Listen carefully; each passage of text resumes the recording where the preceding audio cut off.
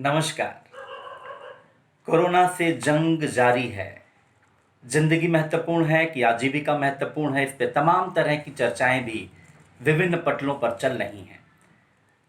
पर कभी किसी ने जानने की कोशिश की है कि इन बीते हुए पिछले 6 हफ्तों में या 40 दिनों में देश की अर्थव्यवस्था, प्रदेश की अर्थव्यवस्था और एक आम आदमी के घर की जो बजट की जो पोजीशन है, अगर इन तीनों चीज़ की अगर एक समानांतर आप तुलना करें, तो हर आदमी को अपने प्रश्न का जवाब स्वतः मिल जाएगा।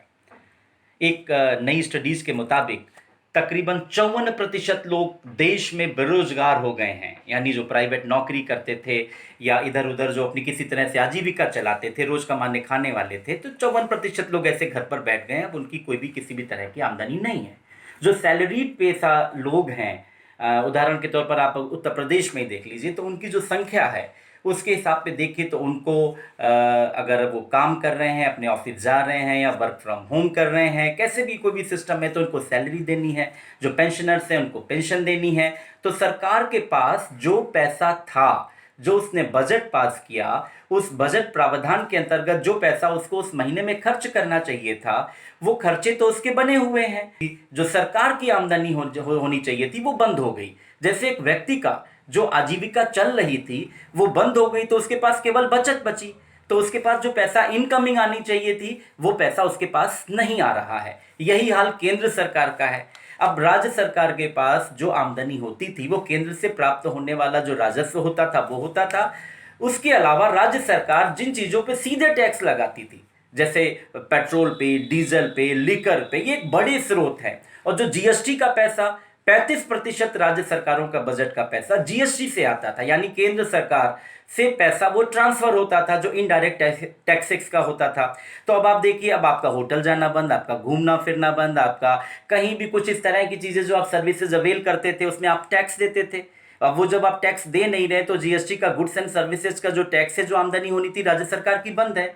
ऐसे जो घर में आदमी जो था, जो बिल्कुल रोज कमा धमा के लाता था या प्राइवेट नौकरी करता था, उसका काम धंधा बंद हो गया। अब उसको सैलरी मिल नहीं रही है।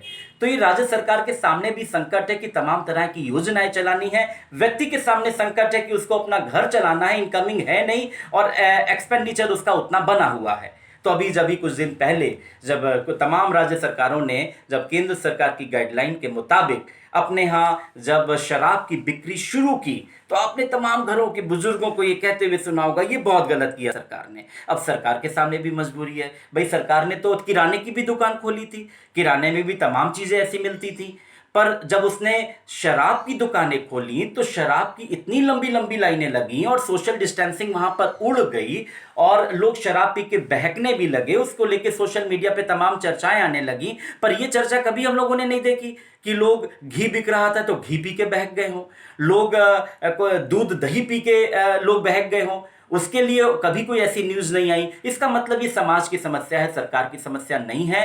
सरकार को अपना किसी तरह खर्चा चलाना है, तभी तो वो लोगों के बजटों में, लोगों के खातों में, तभी तो वो 1,000 रुपया भेज पाएगी जिनके पास कमाने धमाने का जरिया नहीं है। तभी तमाम वेलफेयर स्कीम्स चला पाएगी, तभी तमाम इंफ्रास्ट्रक्चर के प्रोजेक्ट ऐसे लॉकडाउन में आगे चलने के लिए कोई योजना बन सकती है। ऐसे ही ये एनालिसिस हम आपके सामने सिर्फ इसलिए प्रस्तुत कर रहे हैं कि सरकार ने अभी कल ही निर्णय ले लिया कि आधी रात से उन्होंने पेट्रोल और डीजल पर उन्होंने अपना टैक्स बढ़ा दिया, उसकी कीमतें बढ़ गई। जो पेट्रोल आपको कल जिस रेट में भी मिलता था उससे 1 रुपया ज़्यादा मिलेगा, डीजल 3 रुपया ज़्यादा मिलेगा। शराब के भी दामों में बढ़ोतरी की। लेकिन जिस तरह से दो चीज़ें और एनालिसिस में देखने को आई कि शराब की दुकानों पे जिस तरह से भीड़ बढ़ी, लोग कह रहे थे कि भाई अभी इसमें से तमाम गरीब लोगों को घर में जब स्वयंसेवी संस्थाएं जब बांट रही थी तो ये राशन लेने के लिए आ रहे थे, और अब ये शराब की दुकानों पे इनके पास पैसा कहां से आ गया। तो उसमें दोनों तरह के लोग दिखे। एक तो वो लोग भी थे जो अपने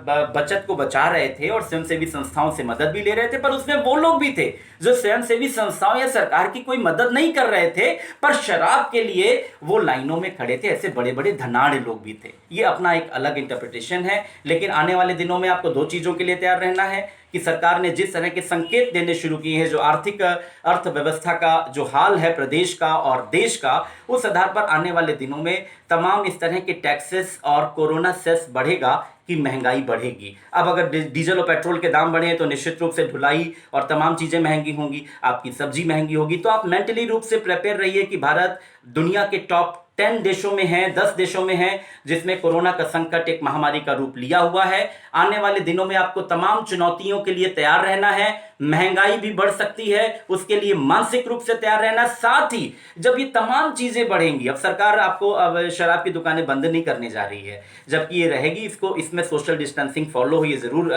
सरकार की कोशिश होगी, पर आने वाले दिनों में इसका एक विपरीत सामाजिक प्रभाव भी देखने को मिलेगा। समाज में एक डिप्रेशन की स्थिति आएगी, अवसाद की स्थिति आएगी, घरेलू हिंसा के तमाम केसेस बढ़ेंगे, क्राइम बढ़ेंगे। इसके लिए आपको मेंटली प्रिपेयर रहना है, कोशिश होगी, पर आने वाले दिनों में इसका एक विपरीत सामाजिक प्रभाव भी देखने को मिलेगा। समाज में एक डिप्रेशन की स्थिति आएगी, अवसाद की स्थिति आएगी, घरेलू हिंसा के तमाम केसेस बढ़ेंगे, क्राइम बढ़ेंगे। इसके लिए आपको मेंटली प्रिपेयर रहना है। लोगों को अभी से ये तैयार होना है कि उनको हाउस होल्ड और ग्रोसरी की चीजों को अभी उन पे ध्यान केंद्रित करना है। किसी भी तरह के लैविशली और इस तरह के आइटम्स पे उन पे ध्यान नहीं देना है। स्मॉल और मीडियम स्केल इंडस्ट्रीज को अभी खड़ा होने में समय लगेगा, सरकार उसके लिए कोशिश करेगी, पर सरकार अपना स्वास्थ्य का ख्याल रखे और हमारे दर्शक, पी सनातन न्यूज के दर्शक अपने स्वास्थ्य का, अपनी स्ट्रेटजी का ख्याल रखें। उसको लेके एक एनालिसिस पेश किया गया कि मेंटली, फिजिकली, सोशली, स्पिरिचुअली तैयार रहिए। लड़ाई लंबी है, बस जोश बनाए रहिए